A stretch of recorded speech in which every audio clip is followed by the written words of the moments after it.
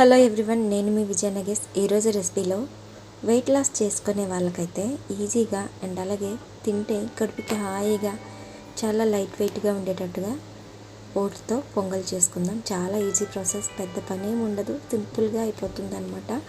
And taste కూడా చాలా బాగుంటుంది. కుక్కర్లో ఒక 5-6 స్పూన్లు పెసరపప్పు ఉంటుంది కదా, దాన్ని దోరగా వేయించుకోవాలి. వేయించుకున్న తర్వాత దీన్ని వాష్ చేసేసుకొని వాటర్ వేసి పప్పులాగా ఉడికించుకోవాలి. ఒక 3 విజిల్స్ వస్తే సరిపోతుంది. బాగా గుజ్జుగా కాకుండా నార్మల్గా ఉడికితే సరిపోతుంది అనమాట. 3 విజిల్స్ వస్తే సరిపోతుంది పప్పుకి. ఆ తర్వాత చూసారు కదా, ఈ విధంగా పప్పు అనేది ఉడకబెట్టుకోవాలి. దీంట్లోనే కొన్ని వాటర్ కూడా యాడ్ చేసేసుకొని ఓట్స్ ఉంటాయి కదా, ఓట్స్ ఒక 1 కప్ యాడ్ చేసుకోండి. ఇలా ఈ ఓట్స్ ఉడికేంత వరకు మనం ఇలా కలుపుతూ ఉడికించుకోవాలి. దీంట్లోనే టేస్ట్కి సరిపడంత 1 స్పూన్ సాల్ట్, అలాగే 1 స్పూన్ మిరియాలు వేయడం మర్చిపోకండి.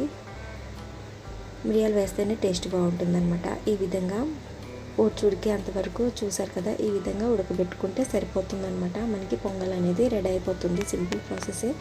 అండ్ ఆ తర్వాత కడాయిలో 1 స్పూన్నర వరకు నెయ్యి అండ్ 1 స్పూను ఆయిల్ వేసుకొని, కావాలనుకుంటే మొత్తం నెయ్యితోనే మీరు పోపు పెట్టేసుకోవచ్చు. దీంట్లో ఆవాలు, జీలకర్ర అండ్ పచ్చిశనగపప్పు యాడ్ చేశాను. అండ్ పచ్చిమిర్చి, కరివేపాకు కూడా ఇలాగా ఫ్రై చేసుకొని పోపు పెట్టేసుకోవడమే.